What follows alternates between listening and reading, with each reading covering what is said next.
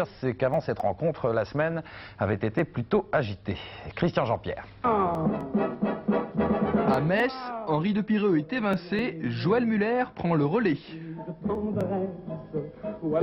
C'est pas facile, non, mais enfin, quand on est au contact pendant 5-6 ans, que ce soit avec Marcel Husson ou Henri de Pireux, on connaît quand même un petit peu le football et puis les matchs. Sur leur terrain gelé, les Auxerrois ont peiné face à une équipe de Metz qui avait un besoin urgent de points. Comme contre Lyon, les Auxerrois se font surprendre en début de match sur ce coup de tête de l'Écossais Eric Black. Les Messins auraient pu dans la foulée doubler la mise sur ce nouveau coup de tête de l'avant-centre messin, cette fois-ci mal cadré. En début de seconde période, les Blancs font tout pour égaliser. Guerrero contourne la défense et centre. Tête de Chifo pour Kovacs qui fusille Lama à bout portant, un partout entre les deux équipes. Auxerre domine cette seconde mi-temps. Chifo ouvre intelligemment pour Kovacs, légèrement bousculé dans la surface. Les Auxerrois réclameront un penalty, pas du tout évident sous cet angle. En fin de match, Matizik adresse un centre parfait pour Vairua. Amorti de la poitrine puis frappe du gauche, c'est superbe mais cela passe à gauche des buts de Lama. Des regrets pour l'attaquant auxerrois et des inquiétudes pour Chifo, blessé en fin de rencontre et incertain pour le match de Coupe d'Europe mercredi. Voilà, les Auxerrois auront quand même précisément jusqu'à mercredi pour récupérer et se préparer à gagner leur place pour les quarts de finale de l'UEFA. Notez qu'en championnat, Olympiakos est allé faire match nul 0-0 avec Héraclis. Autre match avancé, PSG-Sochaux, entre deux prétendants à une place européenne. Hier soir au Parc des Princes, on supportait bien une petite laine, et même deux, une pelouse givrée, des moufles de rigueur, et puis un bonnet de laine pour Pierre Torret, qui a assisté à la victoire de PSG devant Sochaux sur le score de 1-0. Paris Saint-Germain et Sochaux clôturaient donc hier pour l'année le cycle des rencontres du samedi soir et le Parc des Princes pour la circonstance s'était ourlé de givre. En pareil cas, il faut se tenir bien serré pour ne pas avoir froid et sur coup franc, 2 minutes après l'engagement en travers d'une pelouse gelée, Simba, une jolie reprise de la tête, manquait de peu ouvrir la marque. Cette emprise inaugurale du Paris Saint-Germain devait être concrétisée au terme du premier quart d'heure de jeu par un but de Daniel Bravo, surgi d'un angle pratiquement fermé pour reprendre une balle manquée d'abord par Rousset, puis Hadzi Begic. But tout d'opportunisme sur remise en touche de Suzic avec la complicité d'un poteau. Sochaux hier soir n'était pas en veine. On en prenait conscience un peu plus tard quand Loré se voyait refuser de peu la grâce d'une même complicité dont le ralenti va nous montrer qu'elle fut de fait chichement comptée aux visiteurs. Et l'on en avait confirmation au bout de l'heure de jeu quand Bats se jetait bravement dans les pieds de Carrasco pour préserver un résultat qui importait certes plus que la manière dans des conditions qui justifiaient pour Philippe Lucas, le capitaine sochalien, le report au dimanche. Non, c'est vrai que c'était loin d'être idéal parce que le terrain était à la limite du praticable, il était quasiment gelé. Et c'est vrai que de jouer le dimanche après-midi semble être la meilleure solution. Et on est bien d'accord. Cet après-midi, précisément, à Cannes, Luis Fernandez a retrouvé ses petits camarades du RP1. Au classement, 1 point séparait ces deux équipes avant la rencontre. Et même s'il n'y a actuellement que 4 points entre le dernier et le 10e, Yves Cupermin, j'imagine que Luis Fernandez, qui se trouve à vos côtés, préférerait sortir de la zone rouge. Oui, c'est évident. On lui demandera peut-être tout à l'heure, d'autant que j'ai à mes côtés 2 Fernandez et non pas un. Louis, c'est son jeune fils, Johan. Alors je pense qu'on va tout de suite voir des images de cette rencontre qui opposait 2 équipes mal classées. Une rencontre qui a mis une dizaine de minutes à véritablement démarrer avec cette ouverture de Luis Fernandez pour Sassus. Sassus qui obtient un coup franc, beaucoup de coups de pied arrêtés dans un premier temps avec notamment ici un corner de Durix pour Bellone et un coup de canon de Bruno Bellone. Olmeta détourne sur la transversale puis récupère le ballon. Il a eu chaud. On passe 4 minutes, on retrouve Durix au coup franc et cette fois Bray reprend mais ça passe de peu à côté mais ce n'est que partie remise puisque 7 minutes plus tard sur un nouveau coup franc de Durix, cette fois Bray trouve le cadre et donc Cannes mène 1-0, un avantage tout à fait justifié, même si sur sa première action, le RP1 a bien failli égaliser à la suite de cette faute indiscutable sur Ginola. Coup franc en 2 temps, Ben Mabrouk pour Jean-Pierre Bade, dont le tir est dévié, qui profite à Bouderbala, qui malheureusement ça touche la transversale. Les Canois ont eu chaud, ils savent qu'ils ne peuvent pas vivre sur leur avance. Aussi repart-il à l'assaut du but d'Olmeta avec ici un nouveau centre de Bellone, une superbe tête plongeante de José Brec qui marque son deuxième but en 35 minutes. Une action superbe tant dans sa conception que dans sa réalisation qui permet donc à Cannes de mener 2-0 à la mi-temps. On passe en deuxième période avec à la 61e minute une intervention de Olmeta en dehors de sa surface devant Bellone. Olmeta qui se blesse sur cette sortie à la cuisse. Une blessure relativement grave, Olmeta va rester sur le terrain, la cuisse serrée dans un bandage. Mais ça ne va pas très fort pour le gardien du RP1 qui, 8 minutes plus tard, va encaisser un troisième but sur ce corner mal renvoyé par la défense. Reprise de Luis Fernandez, un but dont vous êtes presque coutumier. Ça me rappelle le but que j'avais marqué contre l'Espagne. J'adore ce ciseau-là. Une bicyclette à la Fernandez donc qui provoque la sortie de Pascal Olmeta, remplacé par Lima sur le terrain et par Roche-Dreux dans les buts. En fin de partie, le RP1 tente de revenir à la 81e minute à la suite d'un 1-2 avec Avenay. Bouderbala est accroché, c'est un indiscutable pénalty transformé par David Ginola. Et donc l'AS Cannes bat le RP1 3-1. Alors Louise, j'ai envie de vous demander, d'abord c'est la première fois qu'on joue le dimanche après-midi, c'est la première fois que vous jouez le dimanche après-midi, est-ce que vous aimez ce... Mais moi je pense que c'est beaucoup plus agréable, tant que dans la qualité du jeu, même au niveau des conditions de jeu. On a joué sur un très bon terrain et il faisait beau. Et puis je pense qu'aujourd'hui l'AS Cannes il y avait plus de monde, 2 ou 3 000 personnes de plus que si ça aurait été joué le samedi soir. Alors l'AS Cannes n'a pas réalisé un très grand début de championnat. Vous estimez que la 15e ou la 14e place, c'est la véritable place de Non, Cannes? ça ne correspond pas du tout à la place de l'AS Cannes. On en était conscient. Jean Fernandez l'avait d'ailleurs annoncé. À toutes ces questions, il avait toujours répondu qu'avec l'arrivée de beaucoup de joueurs dans ce nouvel effectif, avec des joueurs comme moi, comme Bruno, comme Yannick, comme Narvaez ou Edstrom, des joueurs qui n'avaient pas joué dans leur club précédent, il fallait un certain temps de positionnement et je crois que bon, maintenant le travail commence à payer, on commence à trouver une rigueur dans le jeu et on commence à trouver notre chemin de croisière, c'est de bons signes. Moi j'estime que l'AS Cannes mérite mieux que ce classement et on essaye d'y mettre du mieux pour revenir à un meilleur classement possible. Voilà Roger, donc c'est sur ces paroles de Luis Fernandez que je vous rends l'antenne et donc en vous rappelant que l'AS Cannes l'a emporté 3-1 face au RP1. Et attention Louise, parce que le petit s'enrhume, j'ai l'impression. Hein. Oui, je crois qu'il a pris un petit froid, mais avec le but que je lui ai marqué, je crois que ça va aller mieux pour lui. Ça va le réchauffer. Merci beaucoup à vous. Et puis une chose est certaine, vous le disiez, c'est qu'il fait bien meilleur jouer au football par les temps qui courent à Cannes ou à Monaco, par exemple, qu'à Lille actuellement. Et les Lillois ne peuvent être que d'accord. Jacques Santini pour cette rencontre avait considérablement modifié son effectif devant une équipe de Monaco qui connaît en ce moment quelques problèmes d'efficacité. Monaco-Lille avec Christian Jean-Pierre. Monaco restait sur 2 défaites consécutives et comptait bien retrouver le chemin défilé face à Lille. Première action dangereuse pour José Touré. Ce sont pourtant les Lillois qui se procurent en début de match les plus belles occasions, comme ici sur cette action d'Abedi Pelé. Tir repoussé par Jean-Luc Ettori.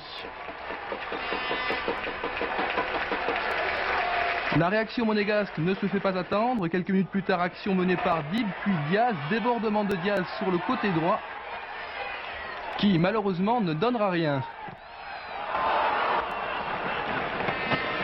Côté lillois, Angloma et Abedi Pelé sont au départ de toutes les actions dangereuses. Et ce même Angloma a juste avant la pause une très belle occasion pour ouvrir le score. À la mi-temps donc 0-0. En seconde période, Monaco repart à l'attaque, Sonor monte et tente le 1-2 avec Poulain. Il s'en faut d'un cheveu pour que les Monégasques n'ouvrent la marque. Les Lillois de leur côté tentent crânement leur chance.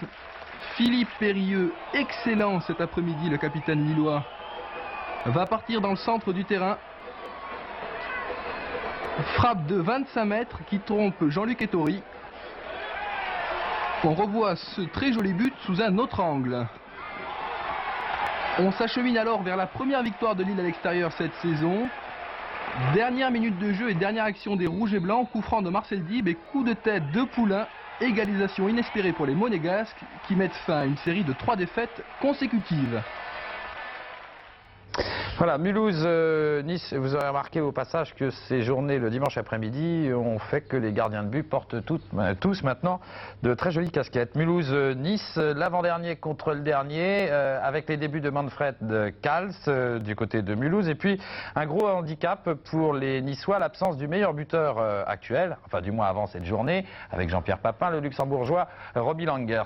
Mulhouse-Nice, au commentaire, Marianne Macot.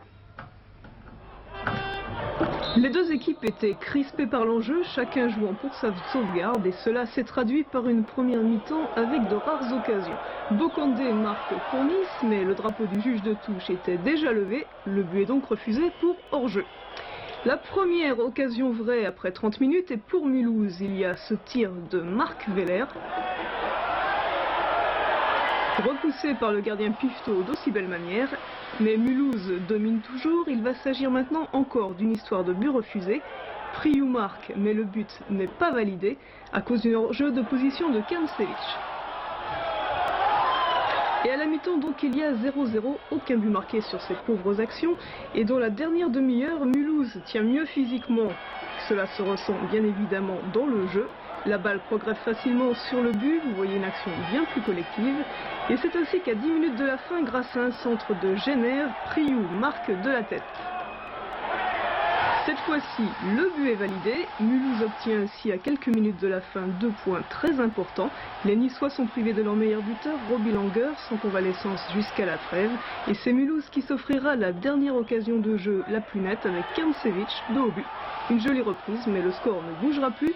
Victoire de Mulhouse sur Nice, 1-0. Dans un instant, la suite du championnat avec Brest-Saint-Etienne, Caen-Toulon, Lyon-Nantes, OM Toulouse et Bordeaux-Montpellier. La présentation des deux candidats au titre du Super Ballon d'Or France Football, Di Stefano et Beckenbauer. Je n'oublie pas le top but et les buts étrangers. Auparavant, une page de publicité. À tout de suite. Téléfoot avec Mobis. TV, Wi-Fi, ménager, meubles.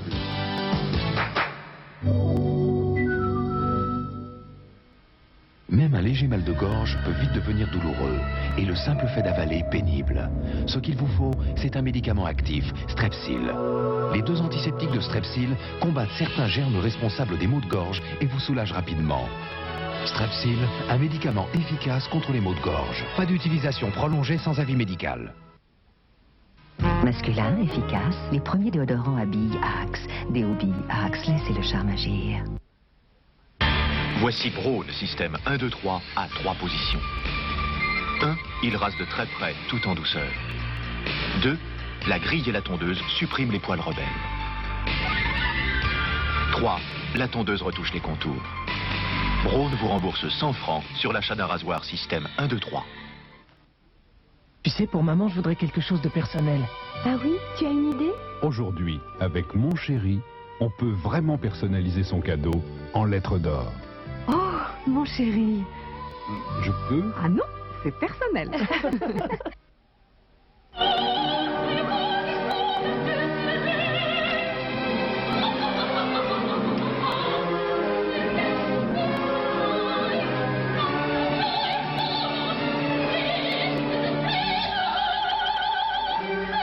La force de l'émotion.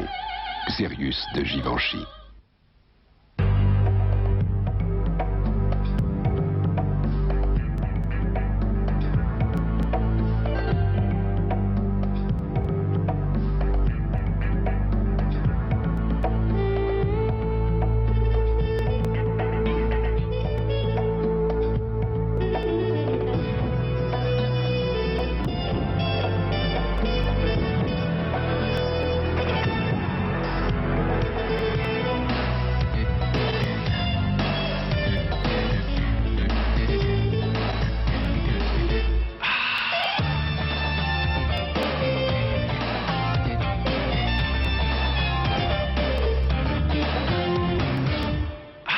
Buckler sans alcool, rien que pour la saveur.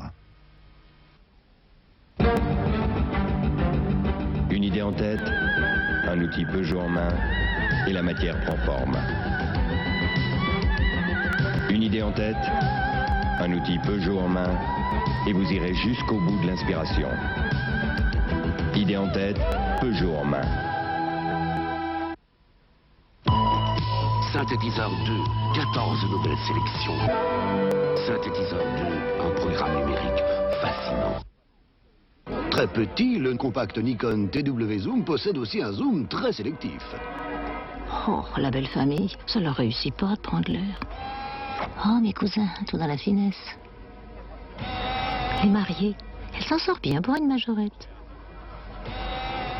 Mon fils, il aurait pu faire du cinéma. Allez, tout le monde sourit. J'étais bien? On ne voyait que toi, la chérie. Compact Nikon, il partage tous vos points de vue.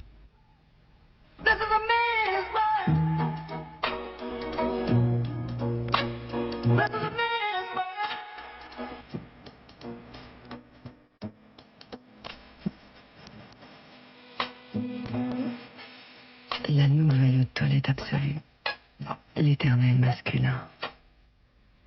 Bonjour, ici Alain Prost. Avec TCR, changement de pile, foncé, doublé et attention au choc.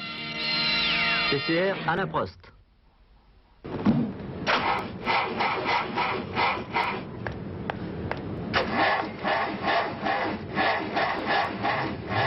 Fini les batteries qui se dégonflent. Voici Fulmen série 30. Fulmen série 30, 30% de puissance en plus. Fulmen série 30, la nouvelle génération de batteries.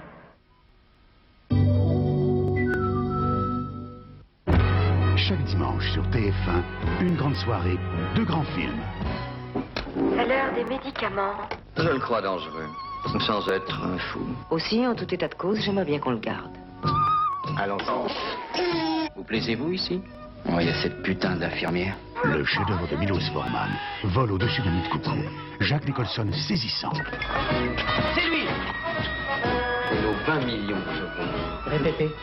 La Grande Java. Quand les Charlots rencontrent Francis Blanche, les gags se déchaînent. Un vent de folie, une vraie tornade. Je m'en vais lui gonfler la tête comme une pastèque. Je crois que c'est pour lui qui dit ça. Vol au-dessus d'un nid de coucou. La Grande Java, 2 films, sinon rien. Avant de continuer notre remontée du classement du championnat, le Super Ballon d'Or, je vous le disais la semaine dernière, il sera remis le 24 décembre, en même temps que le Ballon d'Or d'ailleurs France Football, dans un numéro spécial de Téléfoot. Et ce Super Ballon d'Or sera élu parmi les 6 joueurs qui ont obtenu au moins 2 fois ce trophée du meilleur footballeur européen, c'est-à-dire Platini, Rummenigge, Cruyff, Keegan, ainsi que Di Stefano et Beckenbauer, à propos desquels ces images vont vous rappeler quelques bons souvenirs. Ballon d'Or en 57 et 59, Alfredo Di Stefano a été le plus grand joueur du monde des années 50.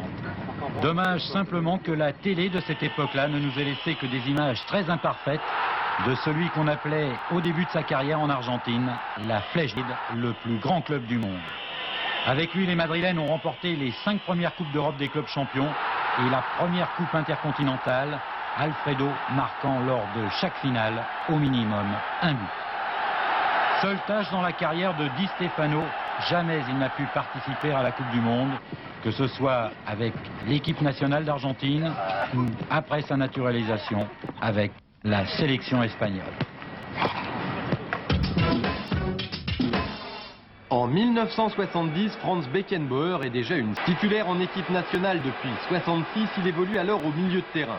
Ces 4 buts marqués en Coupe du Monde, dont celui-ci au Grand Yachine, permettent à la RFA d'atteindre la finale.